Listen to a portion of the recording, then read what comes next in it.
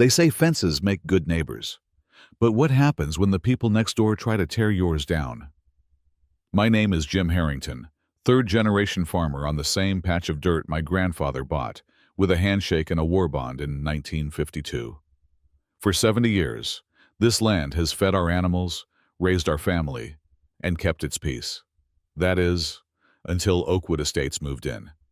Until an HOA president named Brenda Wilson decided that my fence, my livestock, and even my history didn't fit the vision.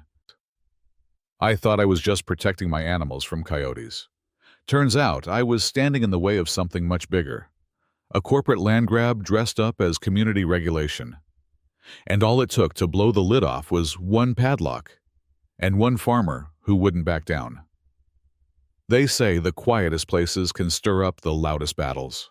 My name's Noah Carter, and until last spring, the only thing I worried about on my family's 70-acre homestead was weather, calving season, and keeping my dog Jasper from chasing deer into the woods. My grandfather bought this land after returning from Korea in '52. He built everything here from scratch, fence post by fence post, calloused hand by calloused hand. My dad kept it going, and when I came back from the fire service, it was my turn to carry the torch. For 70 years, no one bothered us. We were part of the land, and the land was part of us. That changed when Silver Ridge Estates moved in. 5 years ago, what used to be open prairie became clusters of modern homes with satellite dishes, security gates, and perfectly manicured lawns. They called it country luxury. But for those of us who actually worked the land, it was the beginning of an invasion. At first, I tried to be neighborly. I helped pull one of their moving vans out of the snow, shared firewood during a blackout, even donated eggs to a community bake sale. But over time, the tone shifted. My chickens were noisy. My tractors were unsightly.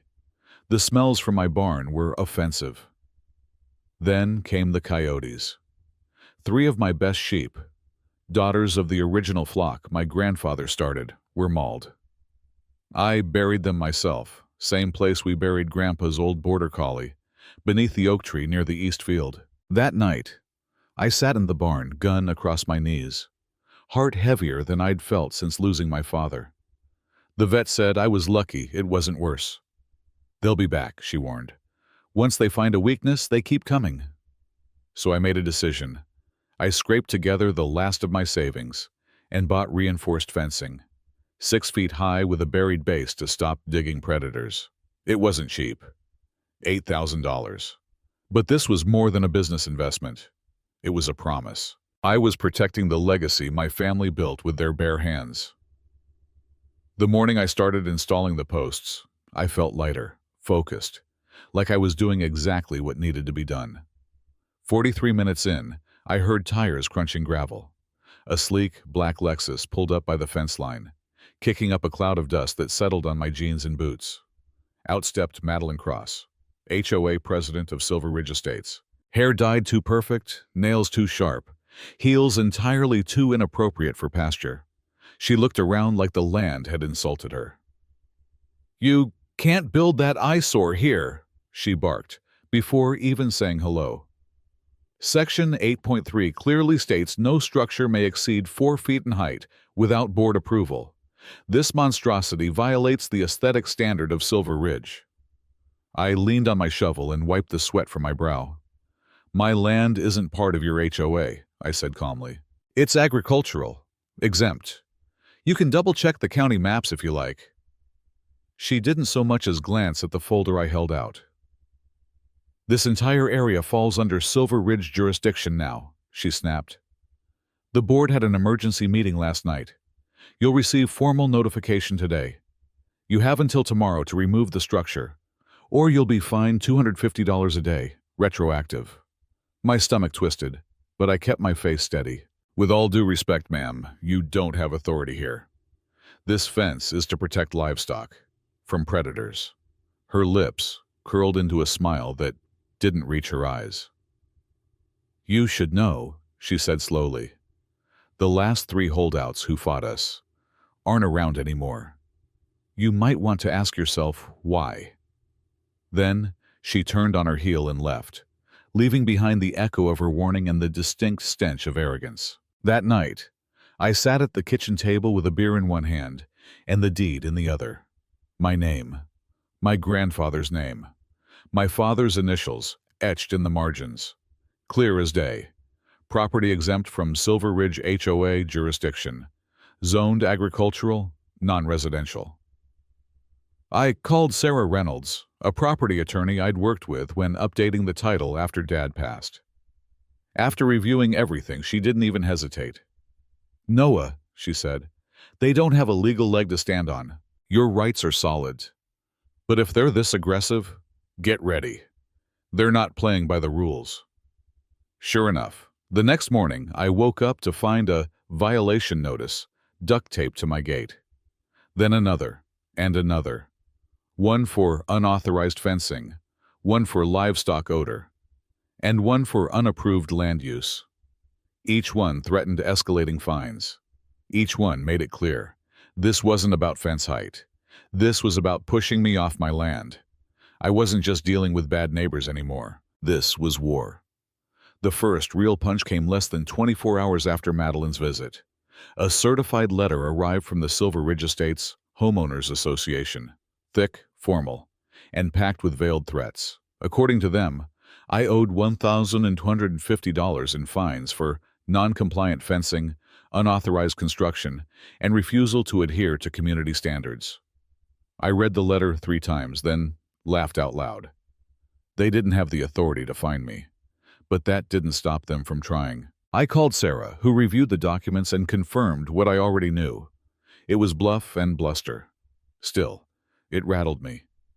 They weren't just hoping to scare me. They were laying the foundation for something bigger. "They're papering a case, Noah," Sarah said grimly. "Even if it doesn't hold water, it'll cost you time and money to fight it. This is about draining your resources." That night, I installed 3 motion-detecting security cameras around the property. I had a feeling I'd need them, and I was right. 2 nights later, one of the new cameras caught something strange.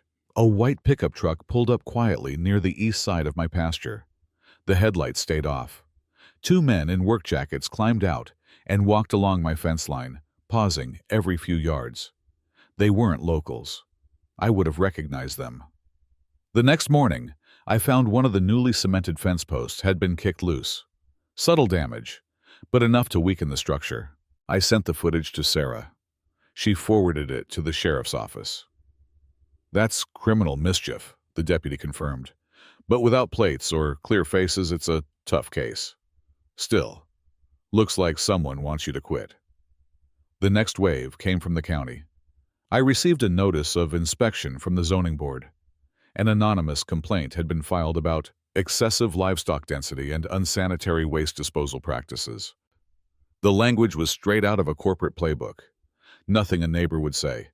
This wasn't about smells or aesthetics anymore. This was a coordinated campaign. But what they didn't count on was that the inspector, a tall, quiet man named Rick Lawson, had worked my granddad's property 20 years ago as a junior tech. He recognized the place immediately. "I don't know who filed this complaint," he said as he walked the land with me, "but this operation's cleaner than half the commercial farms I've seen. And you're well within your animal limits." Rick paused near the creek and looked toward the freshly paved road, cutting through what used to be hayfields. "You know, that development's been gunning for your land for years. I've seen the early plats. Your property would connect 2 major parcels. Makes it real convenient for Phase 3. He said it matter-of-factly, like commenting on the weather. That night, I started digging, figuratively. County zoning records, plat maps, meeting minutes. I found a gold mine of documents showing proposed development stretching right across my property line. There were notes about anticipated acquisition of adjacent farmland, with language that suggested deals were already in progress. And then I saw the name, Elias Cross, Development Coordinator for Silver Ridge Estates. Same last name as Madeline. A quick public records search confirmed it. Her husband. It clicked, all at once. This wasn't about rules or community aesthetics. This was about real estate and big money. They were trying to run me off my land so they could turn it into cul-de-sacs and golf cart lanes. That night, I forwarded everything to Sarah. "You just hit the nerve, Noah," she said. "This changes everything." Still, the harassment escalated. 2 HOA members showed up unannounced, pretending to be concerned neighbors. They asked if I'd thought about selling, mentioned a generous offer from a private buyer.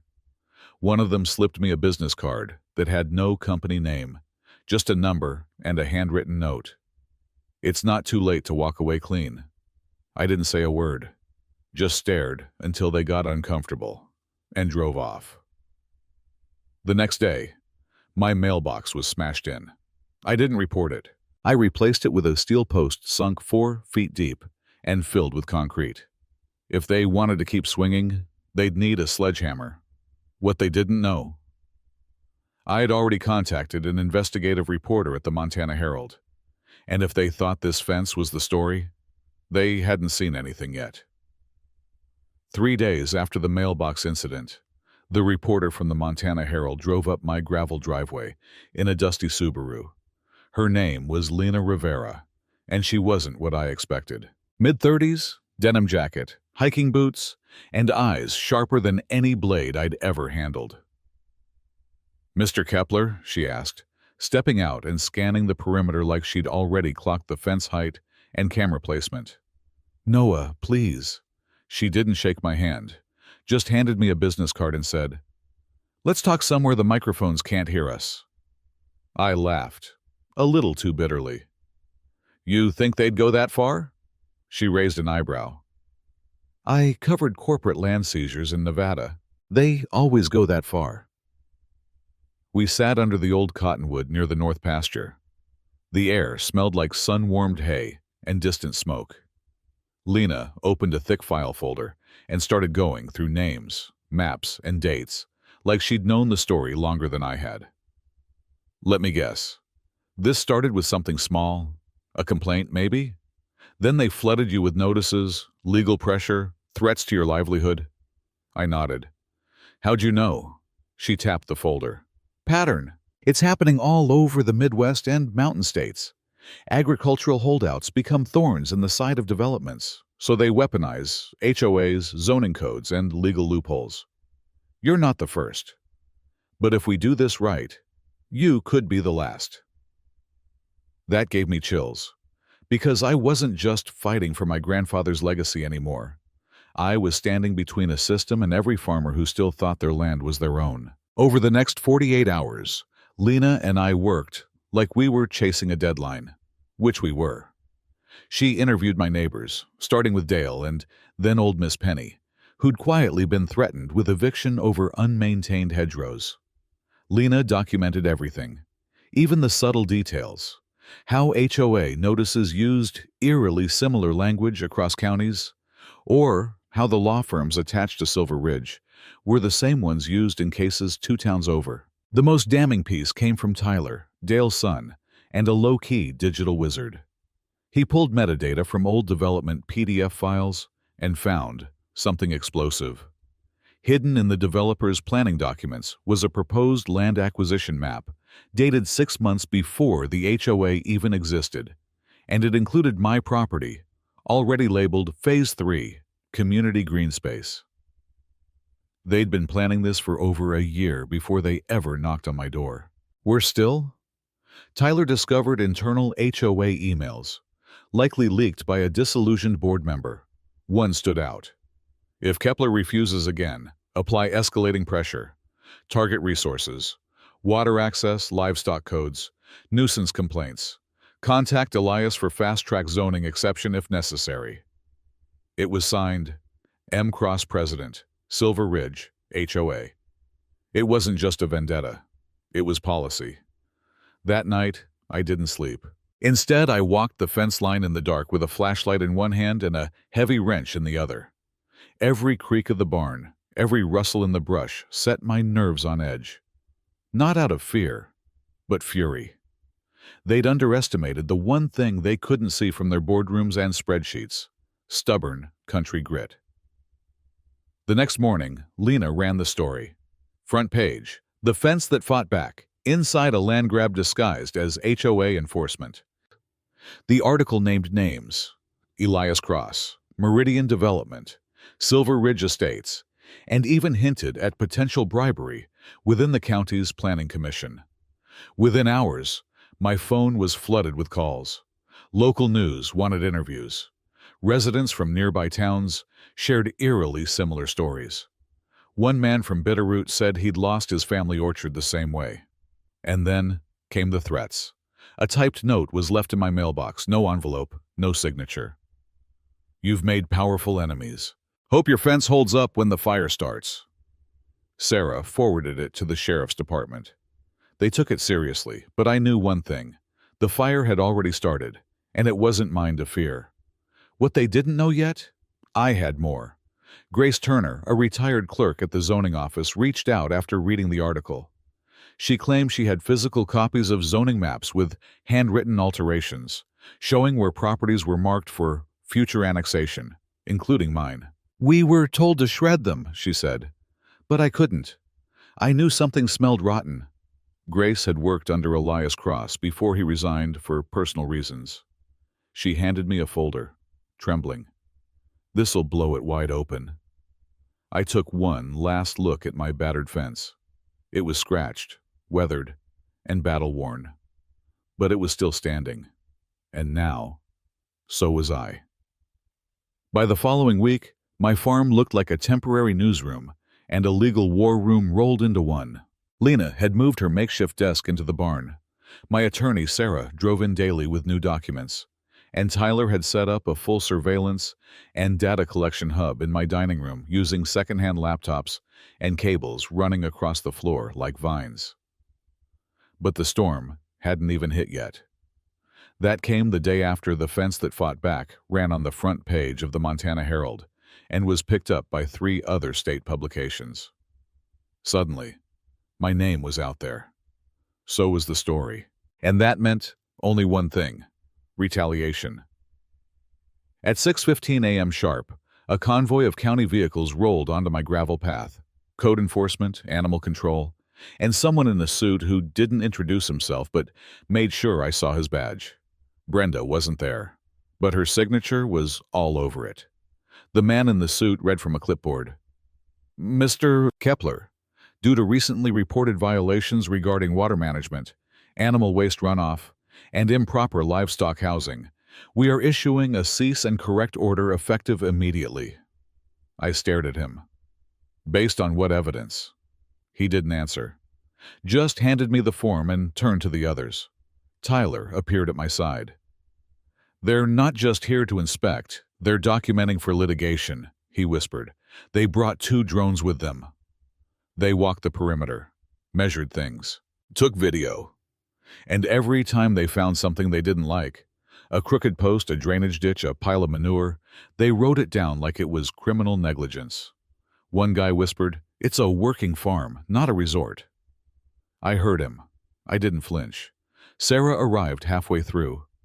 She wore her usual sharp navy blazer, eyes already locked on the unmarked SUV idling near the front gate. "Let me guess," she said, flipping through her tablet. "No prior inspections, no due notice, no confirmed complaints from actual residents, and absolutely no documentation presented on arrival?" "You nailed it." She smiled coldly. "Then they're trespassing, and we're countersuing." That night, I sat on the porch with my old hound Duke and watched a flicker of headlights crawl up the hill. It was Dale. He pulled up slowly, got out, and lit a cigarette with shaking hands. "They're coming after me next," he said. "Brenda found out I talked to the reporter. I got a letter today about non-permitted fencing around my compost pile. That fence has been there 12 years. You scared?" I asked him. He looked at me and said quietly, "No, not anymore. Not after seeing you hold the line." That was the moment I realized something had shifted. This wasn't just about my farm. The community was waking up. The next day, Grace Turner, the retired clerk, held a press conference in front of the county records office. Dozens showed up. Channel 5 aired it live. She walked up to the podium with a folder clutched tightly in her hands. My name is Grace Turner. I worked in zoning for 27 years. What I'm about to show you proves that county officials have knowingly altered land boundaries, expedited illegal annexations, and collaborated with developers to displace long-term property owners. Then she held up the documents, signed, dated, annotated, and damning. The fallout was immediate. Local news stations ran back-to-back interviews. Community leaders demanded answers. A civil liberties watchdog organization launched a formal inquiry.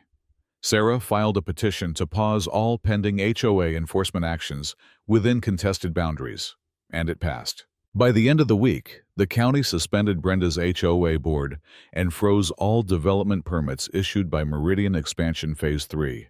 I walked outside the next morning to find 3 neighbors, folks who used to just nod politely at the mailbox, already working on repairing the sections of my fence the drones had reported as deficient. Figured it was time we started acting like a real community, one of them said. I didn't know what to say. So I just picked up a hammer and got to work beside them. But as we dug post holes and tightened wires, I felt something brewing. We had exposed them, disrupted the pattern, taken away their shield of silence. But when a machine like that starts to break, it either shuts down or strikes back harder. I could feel the gears grinding behind the scenes, and I knew Brenda wasn't finished yet. I woke up to the sound of a low rumble outside, heavy machinery, not unusual for a working farm. But this wasn't mine. I slipped on my boots, grabbed the coffee still half full from last night, and stepped onto the porch just in time to see 2 county trucks and a Meridian Development bulldozer parked just beyond my front fence. Brenda was already there. She stood beside the driver of the bulldozer, clipboard in hand, designer sunglasses perched atop her immaculately styled hair like a crown. Flanked by 2 men in suits, Meridian's legal reps, no doubt, she was grinning like a politician on ribbon-cutting day. I strode up to the fence, heart hammering. "Brenda," I said, jaw tight, "you're trespassing." She tapped her clipboard. "Actually, we received an emergency order from the county planning office. They've redesignated the rear 10 acres of your land as a development corridor. We're here to clear a path for environmental surveying." "What the hell are you talking about?" I barked. One of the suits stepped forward. "Sir, under new zoning subsection 14B, emergency ordinances may override current classifications for essential infrastructure evaluations." Sarah pulled up just then, her car barely parked before she jumped out with a folder of documents in hand. "That ordinance doesn't apply to exempted agricultural property," she snapped. "And unless you've obtained a signed waiver, this is criminal trespassing." Brenda smirked. "The county approved it." Sarah's eyes narrowed. "Who approved it?" There was a pause. Then I saw it, the hesitation. They didn't expect us to fight back this fast. They expected us to panic. "You're bluffing," I said, stepping closer to the bulldozer. "Cut your engine and leave my land now, or I'll have you cited for unauthorized entry and property damage." The driver hesitated, looked between me and Brenda, then turned off the engine. Brenda's smile cracked. "You're making a mistake, Jim. This land isn't going to survive the next board ruling." "Then I guess you'd better pray the next board isn't built on perjury and kickbacks," Sarah replied smoothly. They left. For now. But it was clear. This wasn't posturing anymore. It was a siege. That night, the sabotage escalated. Tyler's cameras caught 2 masked figures sneaking onto the far edge of the property around 2:12 a.m. One carried a canister. The other held what looked like fencing tools. By dawn, we found one of my water troughs contaminated with motor oil, just like last time. But this time, it wasn't subtle. It was obvious. Intentional. Designed to be discovered and used against me. But I was ready. Tyler uploaded the footage immediately. Sarah contacted the sheriff, and I made a call of my own to Lena, the journalist. "This is the story," I told her. "You want your headline? Here it is." Developers using HOAs and zoning loopholes to sabotage family farms. She didn't even hesitate. Send me everything. By that afternoon, the County Chronicle's website exploded with a new article. Farms Under Siege: The Hidden War Between HOAs and Property Rights. It went viral. Within hours, my phone rang with media requests from local stations, national bloggers, even an investigative team from Seattle wanting to send a crew. That night, the community gathered outside my property, not for a protest, for protection. Over a dozen neighbors showed up, some with lanterns, others with coolers and folding chairs. "We're not letting them touch your land again," Dale said, "not without going through all of us." Grace was there, too, holding a binder. "We've started a petition to dissolve the HOA charter and demand an independent audit. We've already got 80 signatures." I looked around at the faces, people I hadn't known 6 months ago, people who once saw me as the stubborn old farmer refusing to change. Now, they saw me for what I'd always been, a neighbor. But not everyone was ready to let go of their power. The next morning, I received a letter. Hand-delivered. No postage. It wasn't from the HOA. It was from Meridian's legal department. They were offering a final compromise. A buyout. $950,000. Tax-free. Plus, guaranteed relocation assistance. I read the letter twice before tearing it in half.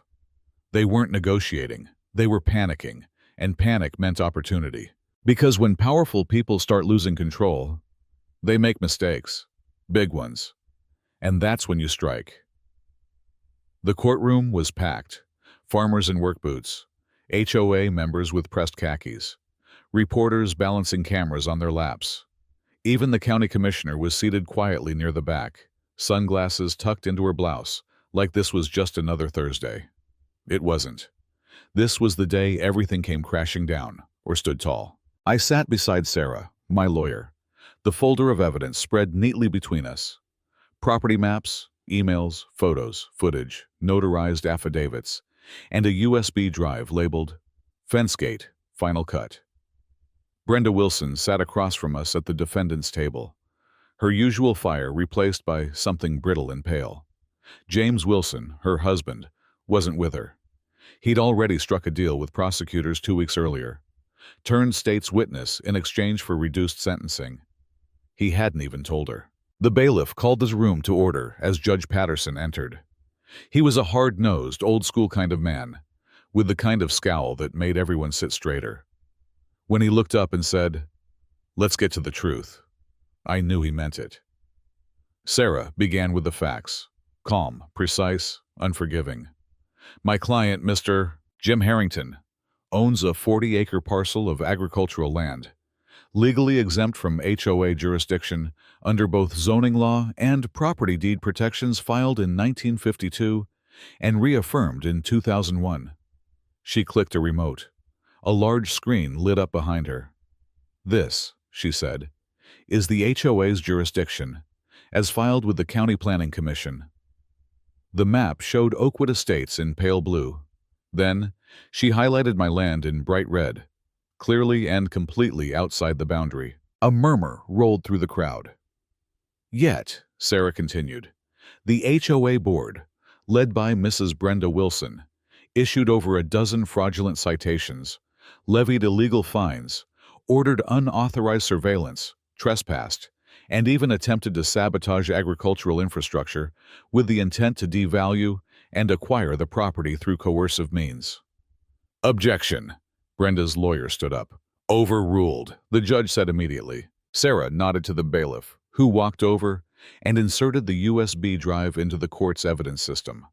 On screen, video footage of James Wilson and an unknown associate tampering with my water trough. The timestamp, the clarity. It was irrefutable. Then came audio, a recording from a phone call between James and a Meridian executive.